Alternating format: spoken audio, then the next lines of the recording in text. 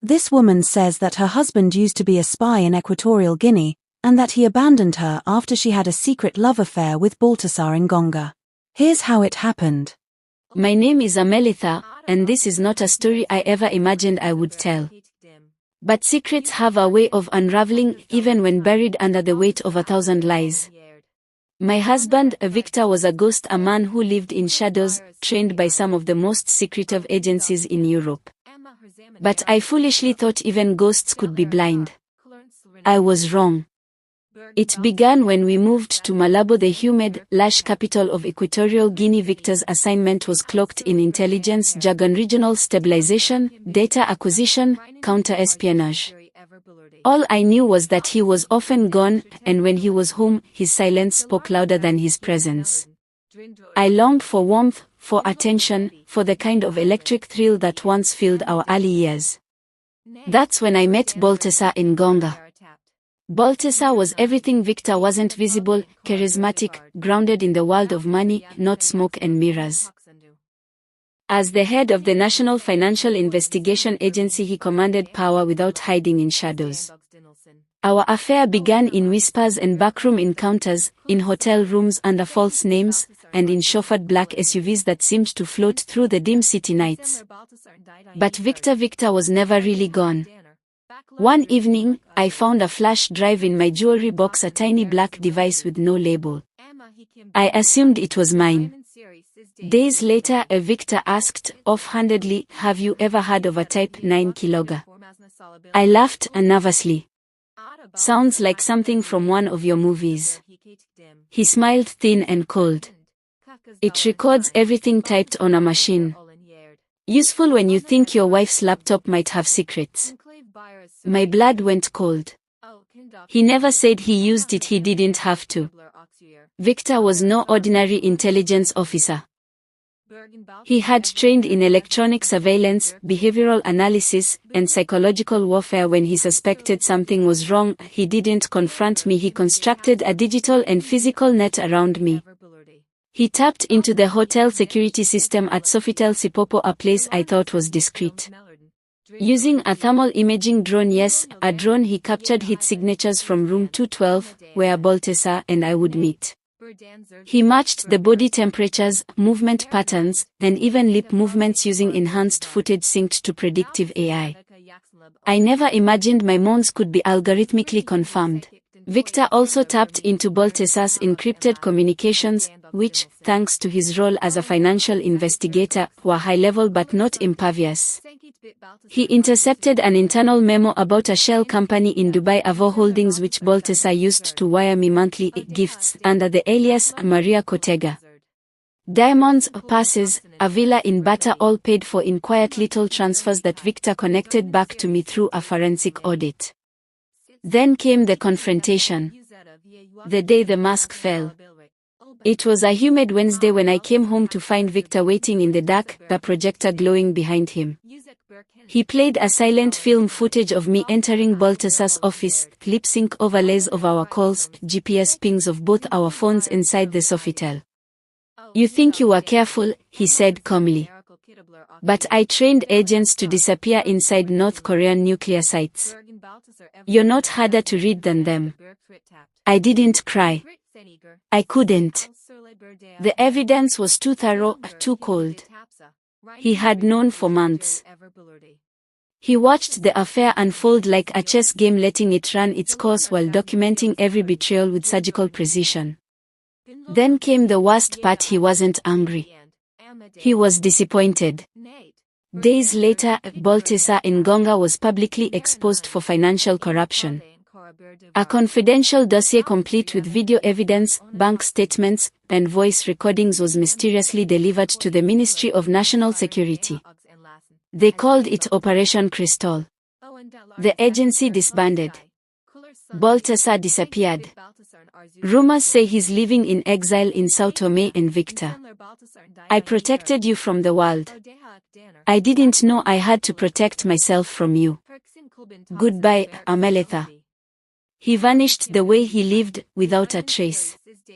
Now I live alone in a rented apartment in Malabo, haunted by the gentle hum of drones that sometimes buzz overhead. I wonder if it's him. Watching, protecting, or punishing. In betraying my husband, I learned the price of secrets and that in the world of spies, even love is a lie that can be tracked, traced, and used as evidence. After Victor vanished from my life, after the dossier, after the silence, I found myself adrift in a sea of guilt and fractured memory. But when I close my eyes and rewind the days that led me down that path, I realize something I never wanted to admit before. Baltasar Ngonga didn't just seduce my body. He engineered a heist for my heart. Baltasar was not like the men I had known. He didn't chase, he pulled. He didn't talk loudly, he whispered with power. Every word he spoke carried the weight of currency, law, or scandal. And I, foolishly craving relevance in my own life, responded to that gravity like a satellite caught in orbit. It started at a conference hosted at the Presidential Palace in Malabo. I had accompanied Victor back when he still made appearances by my side. Victor wandered off to talk business with a minister. I was left standing near a marble pillar, sipping imported champagne. That was when Baltasar appeared, dressed not in the expected bureaucrat's navy blue, but in a silk suit the color of storm clouds. His tie was undone, deliberately casual, and his confidence seeped from his pores like the equatorial sun from every brick in the city. "You don't belong here," he said without introduction. "Excuse me," I replied, offended. "These people," he gestured vaguely, "they play power like children play piano. Loud and without rhythm. But you, Senora, you don't belong among amateurs." I remember flashing, not with embarrassment, but with the thrill of being seen. That was the first crack. Baltasar didn't rush. He played a long game. It began with notes, anonymous compliments slipped into the pockets of my coat. Then came bouquets of white orchids, flowers that, I later discovered, symbolized both purity and seduction in his Fong culture. A subtle duality. He found ways to isolate me at events. Lingering glances, whispered critiques of the elite, then moments that felt like accidents but were clearly staged. His assistant would accidentally sit us next to each other at banquets. His car would happen to pull up next to mine at red lights. He studied everything from the scent I wore to the authors I quoted. Later, I would learn he had accessed my digital footprint using a consultant from the dark web. Nothing too invasive, just enough to know my Spotify lists, my reading habits, my bookmarked travel pages. To any other man, it would be manipulation. To Baltasar, it was strategic courtship. He once told me, the heart, like the economy, responds to stimuli. You don't attack it. You influence it. And influence me he did. He never kissed me in public. Baltasar was too clever for that. But in private, his touches were measured like a maestro playing a symphony of restraint. He made waiting feel like foreplay. There was one afternoon at the Ngolo Private Art Gallery where we stood side by side, looking at a painting called La Femme Sans Ombre, the woman without a shadow. He whispered, "That's you. You shine, but he's left you without a shadow. I would never let your light go undocumented." I should have walked away. I didn't. He gave me gifts with meaning, a watch engraved with the Fong word busy, to remember. A leather-bound book of political philosophy with my name etched on the inside cover. An anklet woven from copper and gold wire he claimed came from the mines of Mongomo, where his grandfather once worked. These weren't trinkets. They were symbols, tokens in a calculated campaign. He made me feel central in a world where I had been fading. Victor's silences had grown into invisible walls. His secrets were not seductive like Baltasar's. They were impenetrable. While Victor looked past me, Baltasar looked through me into me.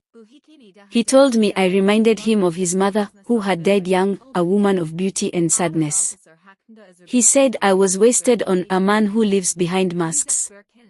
He told me he wanted more than my body, he wanted to rewrite my life. At some point, I stopped resisting. I began checking my phone at night for his messages. I wore dresses I knew he liked. I wore his scent on my skin when I knew I'd see him. I told myself it was emotional, that I needed healing, not desire. But desire came anyway. The first time we made love was not in a hotel, but in his private villa in Sipopo, overlooking the water, where palm trees swayed like lazy spies. He lit candles. He played soft Congolese jazz. And when it was over, he held me, not as a conquest, but as a co-conspirator. This world will destroy soft women, he said. But with me, you are still in silk. Balthasar was always one step ahead. He had bodyguards that looked like friends, rooms swept for bags every morning, and a satellite phone that rotated SIM cards every 48 hours. I should have seen it then. No man so calculated can love without cost. But I didn't want truth, I wanted escape. He once took me on his private yacht, cutting through the Gulf of Guinea, where he told me of his dreams of building a sovereign wealth fund that wasn't just for the president's family, but for the people. I believed him, or maybe I wanted to believe him. What I didn't know was that he had enemies too. People in Europe who wanted him silenced. American agencies who monitored his links to offshore wealth. And of course Victor, who was watching the entire game unfold through screens and intercepted signals. Balthasar knew Victor was watching too. He told me once, in a rare moment of vulnerability, your husband is dangerous. But I am necessary. There is a difference. When the scandal broke and his name was dragged through the international press, Balthasar sent me one final message. It came encoded in a voice note, played backwards. I decoded it. It said, I stole your heart not for the thrill of possession, but because you let me. I never needed to take it. You gave it willingly.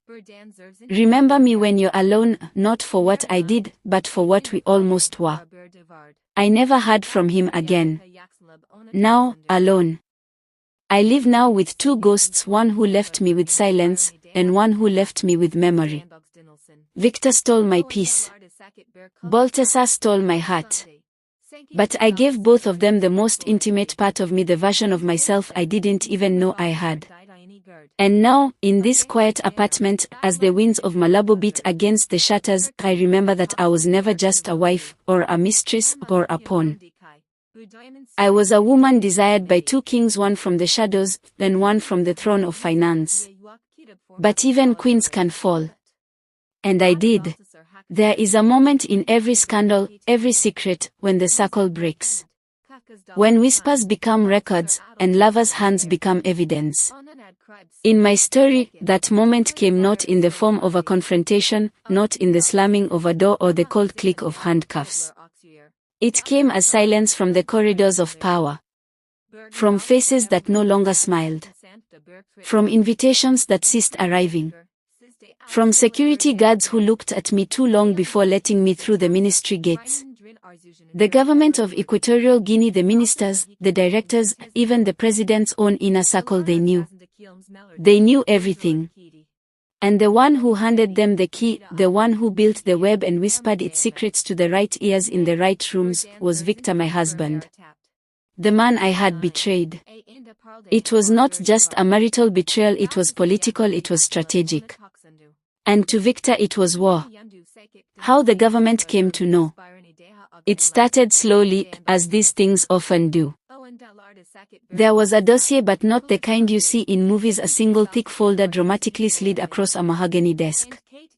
No. This was something deeper. A distributed, multi-layered intelligence operation constructed over months, embedded into internal databases, flagged as routine audits. Victor used his clearance not just to follow me, but to map every digital, financial, and behavioral intersection between me and Balthasar. Phone records, GPS coordinates, hotel registry logs, surveillance footage gathered from street cameras and embassy-grade optics.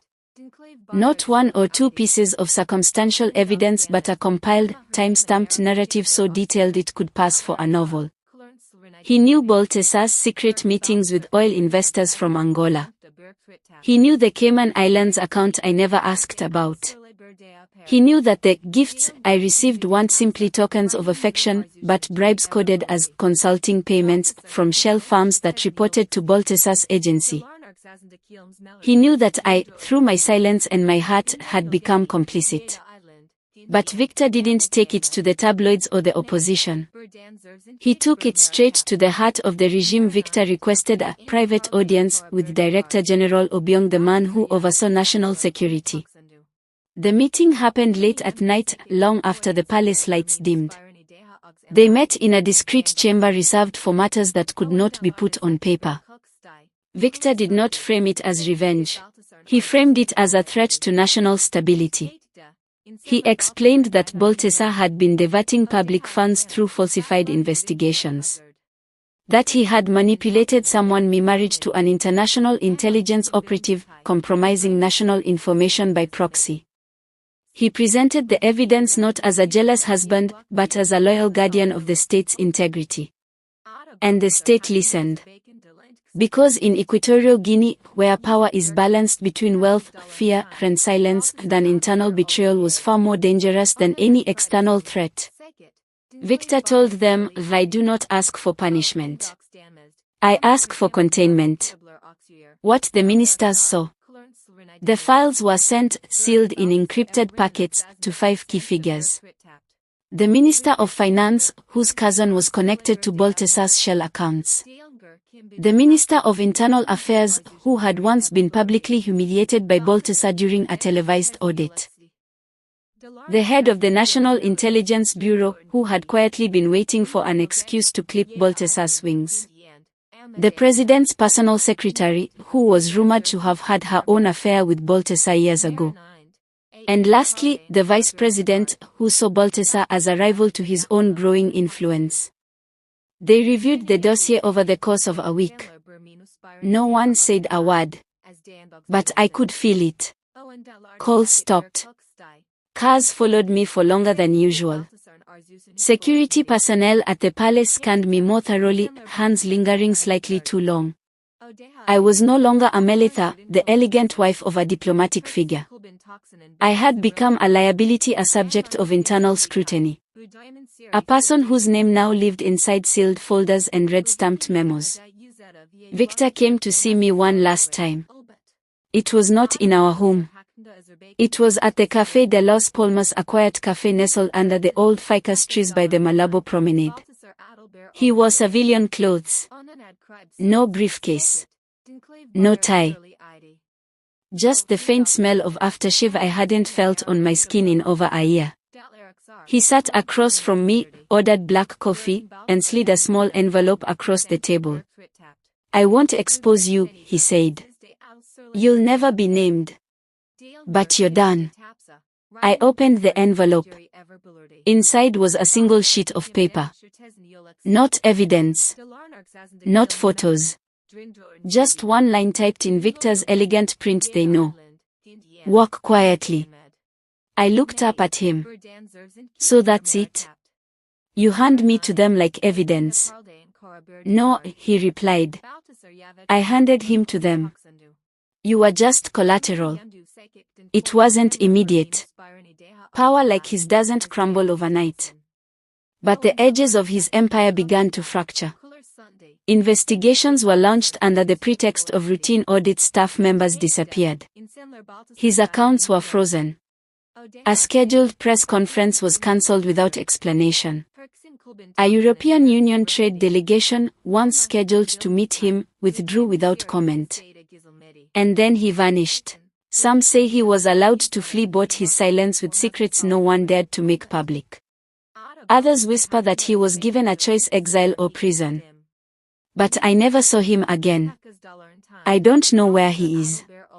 But sometimes, when I walk by the sea at night, I wonder if he watches the same moon from some distant island, wondering whether I betrayed him or whether I, too, was used. There are no more white orchids.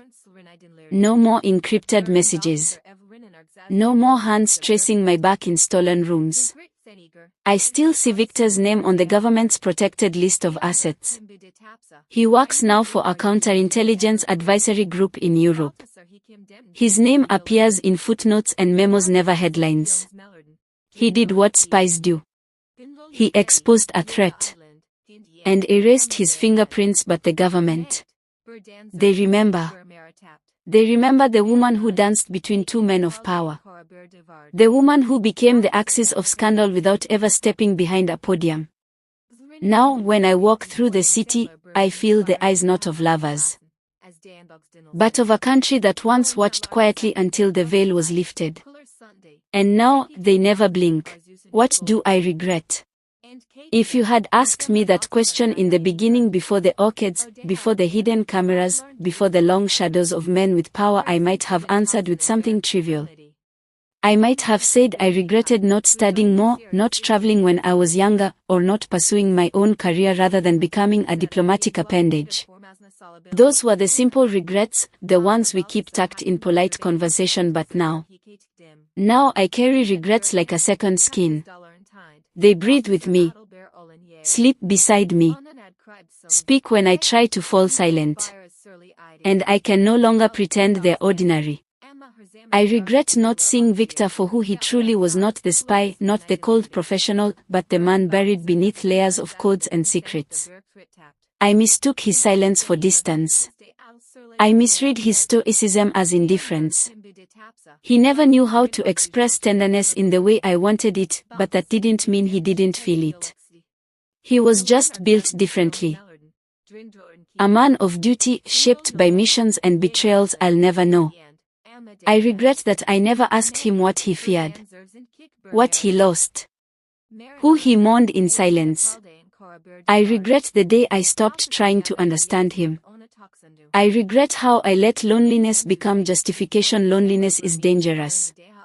It can blur right and wrong until you don't recognize yourself. I told myself I was unloved, unwanted, abandoned. And maybe I was. But I used that story like a weapon to carve out room for someone else, someone who whispered louder, who made me feel seen, heard, desired. But I didn't stop to ask, what did he see in me? A woman. A weakness. A way in? I regret underestimating Balthasar. I won't lie and say I regret falling for him, not completely. There were moments when he made me feel alive in ways I had forgotten. Moments that felt real. When he looked at me, I felt like more than just Victor's wife. I felt like a woman with a name, a pulse, a presence. But those feelings came at a price. Balthasar was not a man who loved in the ordinary way. He loved with calculation, with layers. He made me feel like the center of a storm, and I was too drunk on the illusion to realize I was being used. Maybe he cared for me in his own way, but he was playing a bigger game and I was a perfect piece. I regret not seeing the game. I regret not asking more questions when he offered me gifts wrapped in wealth and secrecy. Not wondering why my name appeared in private ledgers. Not walking away when his guards started watching me like I belonged to him. Not running when I still had the chance to protect what little of my integrity remained. But perhaps above all, I regret becoming the woman I never thought I would be. The woman who cheated. The woman who lied. The woman who smiled while her husband watched from a distance, recording every word, every movement, waiting for the moment the scales would tip. And when they did, when the affair turned from a secret to a national liability, I didn't just betray Victor, the first betrayed the version of myself I used to admire. I used to believe I was principled, loyal, honest. Now I know how thin those qualities become when temptation whispers at the right time. I regret how I handled the truth when it finally surfaced. I didn't fall to my knees. I didn't beg. I didn't even cry. I just froze, paralyzed by the weight of what I had done and who I had become. Victor's face that night still haunts me, not angry, not broken, just finished. Like he had watched a dream rot slowly until it no longer resembled anything worth saving. I regret losing him. Not because he was perfect. He wasn't. He could be cold, distant, locked behind walls I could never breach. But he never deserved the betrayal. He deserved the chance to choose whether to keep me, not to be robbed of that choice by my own secrets. And there are smaller regrets too. The kind that come late at night when the city sleeps and the moon casts long shadows through my window. I regret the way I lied to my friends. The way I smiled at strangers while my world cracked inside. The way I wore red lipstick to cover the guilt on my mouth. The way I kept telling myself that love can justify anything. It doesn't. Love without truth is just manipulation. Desire without honor is just decay. I regret the way I lost myself in both men. One I married out of admiration, the other I loved out of rebellion. But where was I in either of those equations? Who was I when I wasn't serving someone else's ambition, covering someone else's silence, or becoming a pawn in someone else's game? I regret that I didn't ask myself that question sooner. And now I live in a kind of quiet exile, not from a country, but from the person I used to be. People still look at me, some with pity, some with curiosity, some with suspicion. No one says it aloud, but I can feel the question in their gaze. How did she let it happen?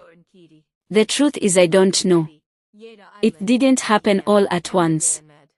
It happened through 1,000 small decisions. A missed call here. An unanswered question there. A temptation indulged. A truth withheld. And suddenly, I had become someone else, a woman who couldn't recognize her reflection without flinching. I regret all of it. But regret doesn't cleanse, it doesn't fix. It only lingers.